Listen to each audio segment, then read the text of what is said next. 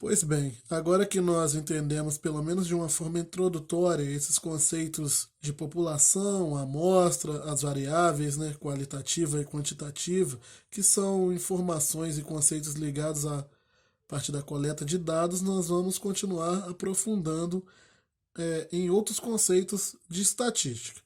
Então, quando nós estamos trabalhando com um experimento estatístico ou com uma pesquisa estatística, nós teremos, depois de começar a estudar, coletado dados. E esses dados vão ficar disponíveis para nós de uma maneira muito desorganizada, digamos assim. Então, vamos supor, se for uma pesquisa eleitoral, por exemplo, teremos várias pessoas trabalhando, fazendo trabalho de campo, como nós chamamos, e essas pessoas estarão lá recolhendo informações do público sobre as preferências de cada um com relação a em qual candidato vai votar. E uma pesquisa científica, nós estaremos recolhendo informações sobre um determinado experimento que estaremos fazendo, com medições, entre outras coisas.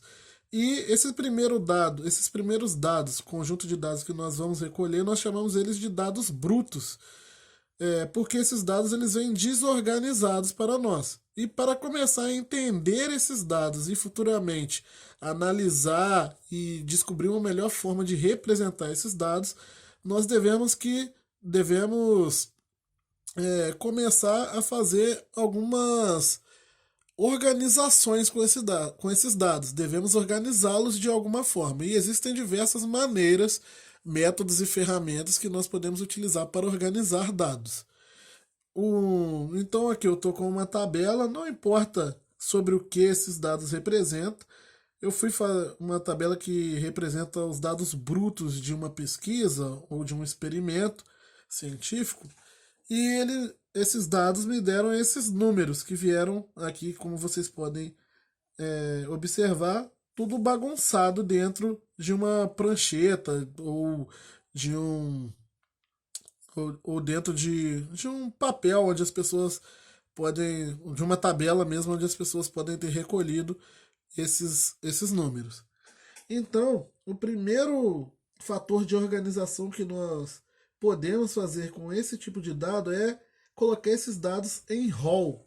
O que significa isso? Colocar os dados em rol. Significa colocar essas variáveis que vieram para nós aqui, esses valores, em ordem crescente. Mas, normalmente, quando nós estamos em estatística e vamos colocar um conjunto de dados em ordem crescente, nós falamos que vamos colocar esses dados em rol. Então, acostumar com essa palavra é só uma palavra bonita aí para dizer que estamos colocando os dados em ordem, os dados numéricos em ordem crescente. E quando nós estamos colocando os dados em rol, é, nós devemos repetir os valores repetidos.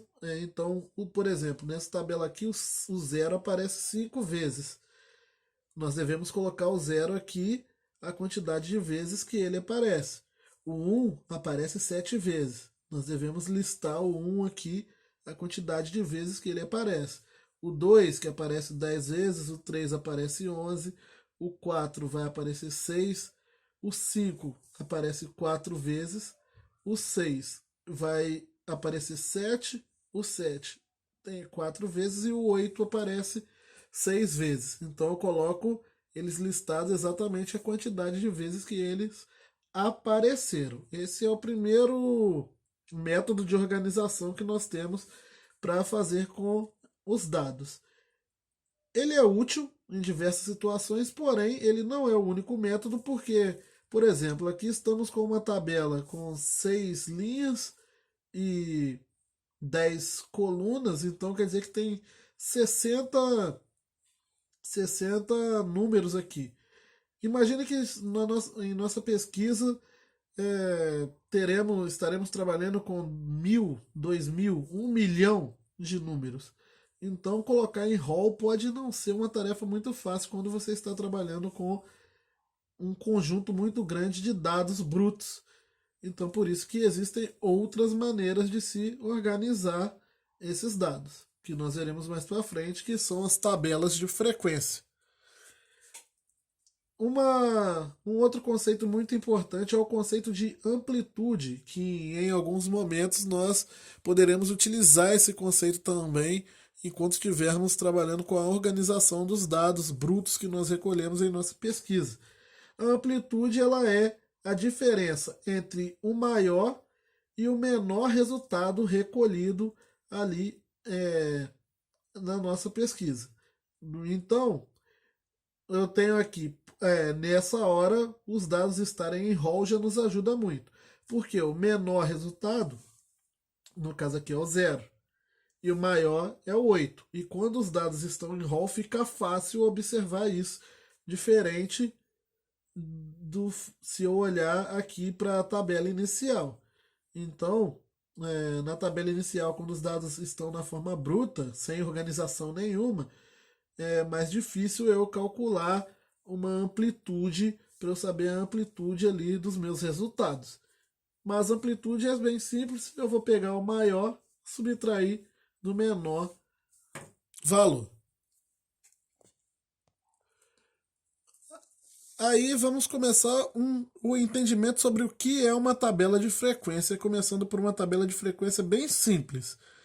Eu peguei aqueles dados que estavam ali, aqueles dados brutos, organizei eles em roll, e aí nós podemos observar, por exemplo, que o 0 aparece 5 vezes, o 1 aparece 7 vezes, o 2 10, o 3 11, o 4 6, o 5 aparece 4 vezes, o 6 aparece 7, o 7 4 e o 8 6 vezes.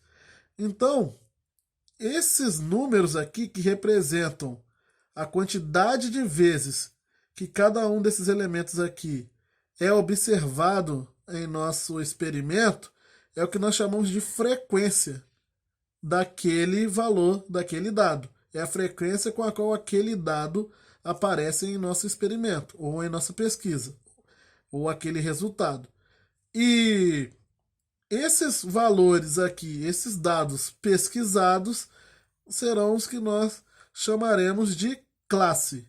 Essa tabela de frequência aqui, as classes nós não temos um nome para ela. Então, por isso que eu coloquei aqui simplesmente classes. Mas, por exemplo, se fosse uma pesquisa eleitoral, eu colocaria aqui candidatos. E no lugar do 0, 1, 2, 3, 4, 5 estariam os nomes dos candidatos, por exemplo. Sei lá, se fossem os candidatos a prefeito de uma cidade, eu listaria aqui todos os prefeitos candidatos, todos os candidatos a prefeito daquela cidade, eles seriam as classes do nosso experimento. E a quantidade de vezes que na minha pesquisa as pessoas disseram que votariam naquele candidato, eu chamaria de frequência daquele candidato na indicação de votos dos eleitores. Então, essa é a ideia básica de frequência.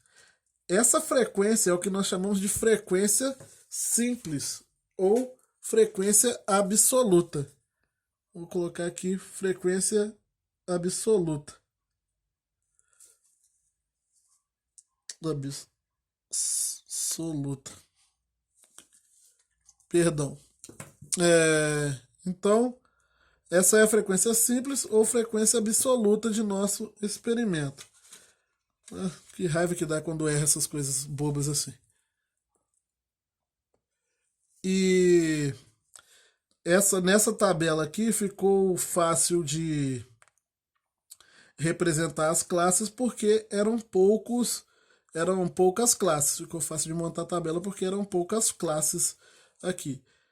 Esse tipo de variável aqui, de classe, nessa pesquisa, nesse experimento, dá para observar que estamos trabalhando com, independente de saber ou não que classe é essa, o que ela significa, dá para ver que a variável que nós estamos trabalhando é uma variável numérica que está sendo enumerada, 0, 1, 2, 3, 4, 5, então é uma variável quantitativa discreta.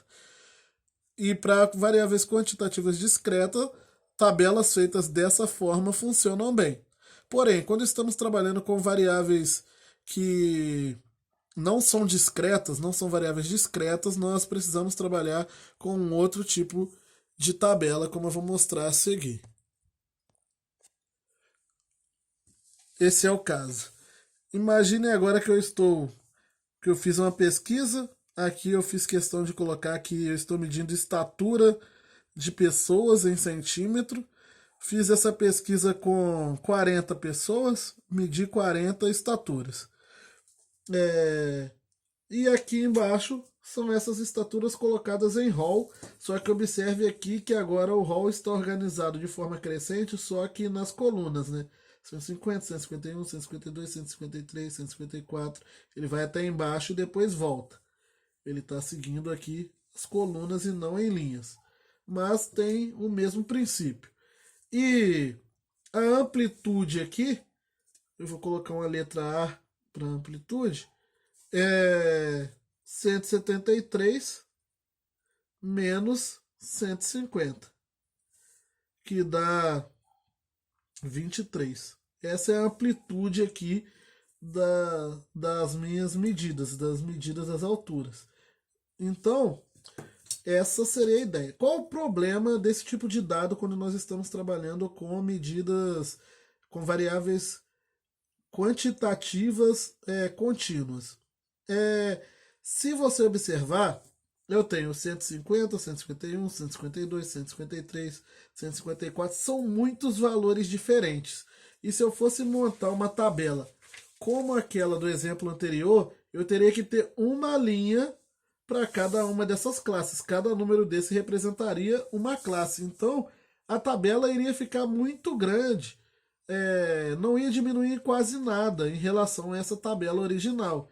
Ia ficar um pouquinho melhor organizado, mas não ia melhorar muito. É por isso que nós precisamos, nesse tipo de caso, nesse tipo de problema, montar um outro tipo de tabela, que é muito parecida com essa anterior, só que ao invés das classes serem os próprios valores, nós vamos representar as classes pelo que nós chamamos de intervalos, que vocês já estão acostumados. Ó, peguei a folha errada. Que vocês já estão acostumados lá de teoria dos conjuntos. Que é o seguinte: eu sei lá que eu estou medindo alturas e eu estou medindo alturas que vão desde do 1,50 m, né, de 150 centímetros, até os 173 centímetros.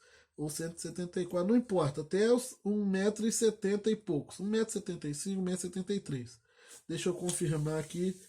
1,73 m é a maior. Depois eu explico por que está indo até 1,74 m.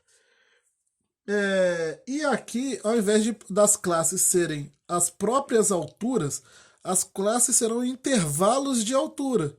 Então, na primeira linha aqui estarão listados todas as pessoas, a quantidade de pessoas que têm altura entre 1,50 m e 1,54 m, ou seja, 150 centímetros e 154 centímetros. Na segunda linha, todo mundo que está dos 154 até os 158.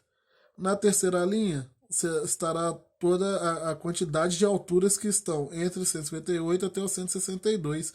E por aí vai. Esse símbolo aqui, ó, representa o intervalo.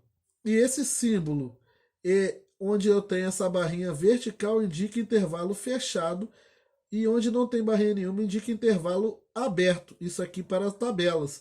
Ao invés de aparecer aquela nomenclatura normal de intervalo, que seria o intervalo fechado em 150 e aberto, que seria o colchete invertido, né, em 154, ou então intervalo fechado em 150 e aberto em 154, representado com os parênteses, porque parênteses também representam intervalo aberto. É comum em tabelas utilizar esse símbolo, que o símbolo com a barrinha vertical de um lado indica que é aberto daquele lado, aqui é o caso, é o intervalo aberto à esquerda, perdão, fechado daquele lado, fechado à esquerda, aberto à direita. Esse aqui é o intervalo que é fechado à direita, aberto à esquerda. E assim indica que é o intervalo fechado dos dois lados. Aí você coloca aqui o valor 8, 10. Ele é fechado no 8, fechado no 10. Enfim.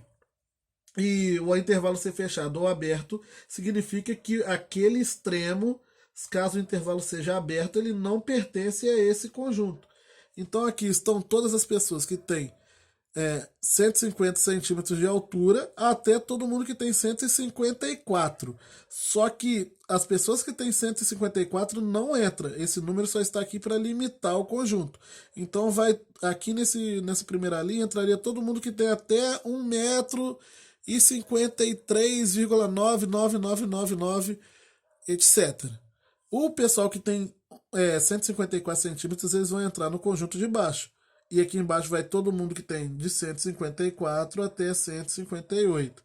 E o 158 não entra aqui. Aqui nesse conjunto só entra todo o pessoal que tem até 1,57,9999 centímetros.